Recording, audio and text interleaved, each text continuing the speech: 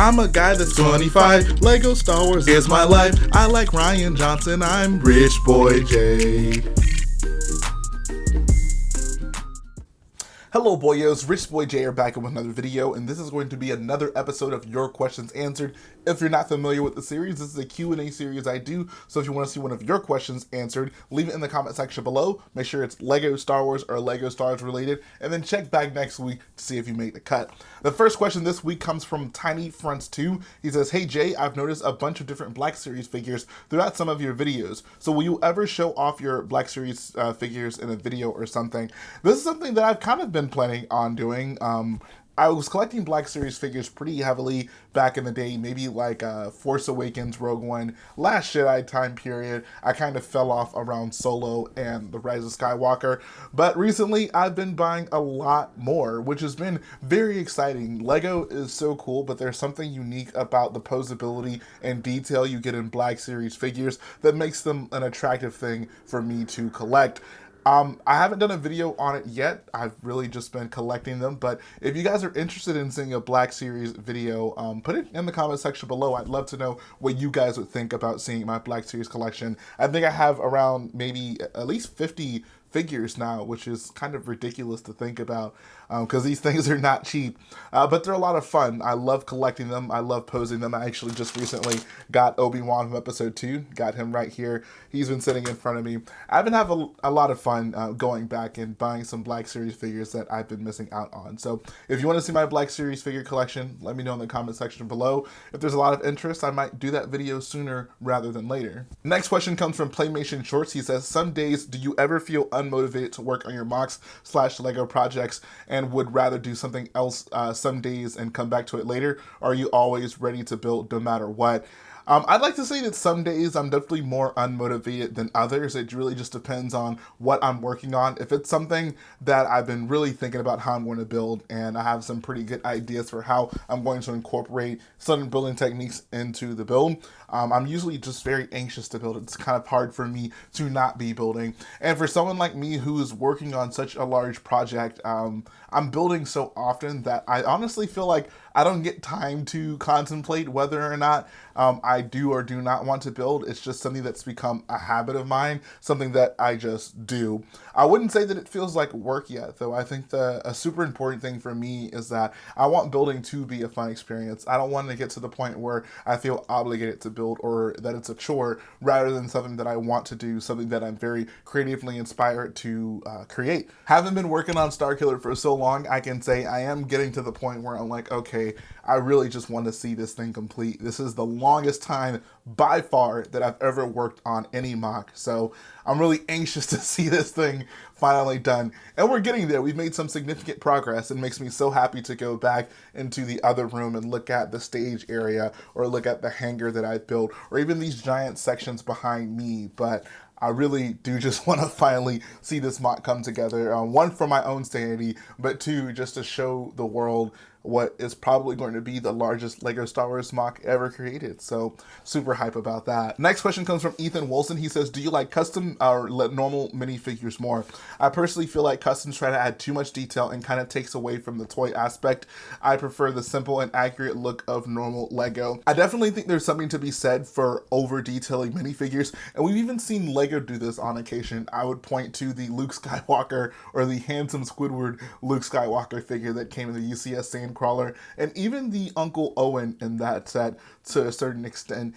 So there is such a thing as putting too much detail into minifigures, and I do typically tend to side with the Lego implementation of detail in minifigures. I think if I'm looking for a custom, I'm first just looking to see if it's accurate in general. There are a lot of customs where people take creative liberties and they don't look as good as they could. And two, the second most important thing I'm looking at is how does this fit in with all of my other minifigures? I think I've even seen some customs that, look very good with, what I would consider to be a nice amount of detail, but it would just stick out if I put it in a Lego Star Wars MOC next to other genuine Lego figures. So I can understand there are, the customizers out there that do crazy, super insane, super artistic and creative things with figures, and I think there is an appreciation for that I have.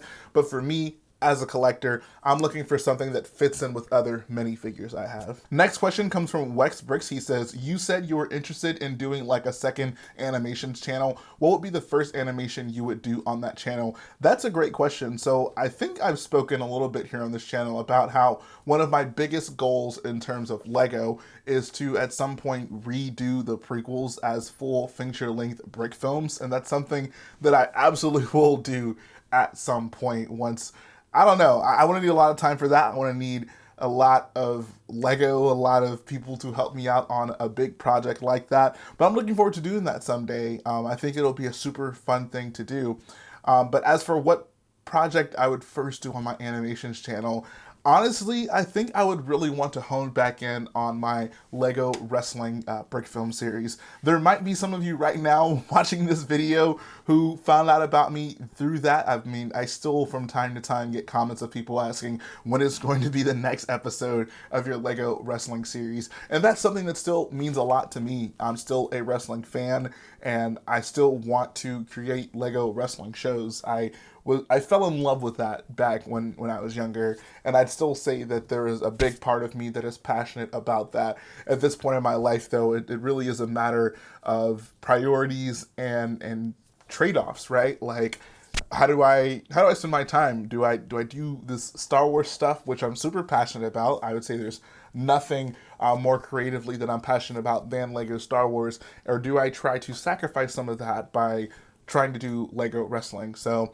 at some point, I mean, I guarantee it will happen, and I think that would, if I ever found the time to start doing animations with any regularity, that would be something I would definitely look forward to. But as for now, I'm gonna stick with these Lego Star Wars MOCs. It's very fulfilling to me. Like, I certainly don't feel bad about these choices, right? Like, I thoroughly enjoy building Lego Star Wars MOCs, but I am very anxious to get back to my Lego wrestling series. Next question comes from Axadroid. He says, what shows or content do you watch during long build hours?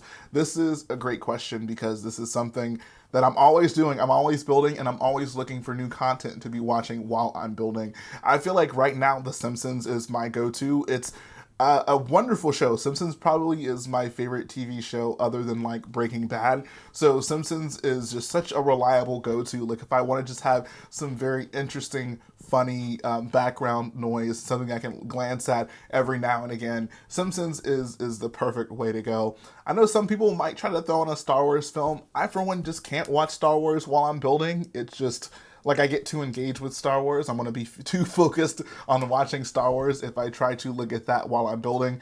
So instead, I look at something pretty lighthearted, something that isn't super story heavy, something, once again, that I can just enjoy the jokes of. That the audio is super interesting to me. Another thing that I used to do that I don't do nearly enough now is Star Wars audiobooks. Star Wars audiobooks can be super fun to listen to while you're building. Not only, you don't have to watch anything, so you can completely focus on the build, but you're also getting like Star Wars lore knowledge, and the Star Wars audiobooks, like the voice acting, the music in it, sometimes the ambiance, can all be super awesome, like super well done. So if you're someone who is building a lot and looking for things that you want to listen to while you're building, I would recommend first Rich Boy J songs, or second Star Wars audiobooks. Next question comes from Dutastic. He says, Jay, what do you think the definition of a battle pack should be? In my opinion, it's just whether or not Lego says it's one. I tend to agree with this. I find arguments over naming conventions and Lego so ridiculous. The fact that people argue over whether something is a UCS set, or something should be called a UCS set, or if something that is a UCS set deserves to be a UCS set, I find that argument ridiculous. Similarly, I find it ridiculous that people argue over what battle packs ought to be. Like, if a set comes with named characters, people say, oh, this doesn't make sense for a battle pack. Here's my impression. I think that it is a good thing for everyone to get cheap minifigures. Lego Star Wars minifigures are ridiculously priced, especially right now. Like, look at the Rexes and Ahsokas right now that are going for ridiculous prices. Are you telling me that you guys would fight back or be angry if Captain Rex came in the 501st Battle Pack just because he's a named character? I would welcome that. I would love for Captain Rex to not be a $100+ figure on the aftermarket. And I wish more people took this had this mentality, right? Like, it is best case scenario when we don't have to pay more for things on the aftermarket. I know a lot of people get into Lego and they rely on reselling things, and I think it just ultimately hurts everyone in the long run, right? Because at the end of the day, we are toy collectors. We don't want to be screwed over on the prices of some of these toys. And I get it, people are going to argue about the market value, whatever. I think ideally minifigures should be widely available, and battle packs are the best way to do that. Ki-Adi-Mundi and Barriss Offee and that Clone Trooper battle pack I thought were fine because they were two unique figures. We hadn't got a Ki-Adi-Mundi since the ugly bug-eyed version, and if he was in a super expensive set and there weren't that many of them floating around, I would be like, crap, I wish there were an easier way to get this figure. Well, boom, he is readily available to anyone. He was in a battle pack. I think that's totally fine. I think people need to understand also that Lego sets are not finite. Like, there's a finite amount of sets that come out per year, right? But we're continually going to be getting them. The Lego Star Wars license doesn't appear to be going anywhere anytime soon. So we have many options to get many different battle packs in the many years that we're going to be collecting. Just because, you know, the battle pack that you want isn't out right now isn't a reason to get upset. You know, there are plenty of opportunities to get those figures. So if Lego puts out a battle pack with a named character and it's cheap, I say that's awesome. I will appreciate not having to spend a ridiculous amount of money. But that's going to finish up the video today, guys. I hope you enjoyed my mini rant about Star Wars battle packs.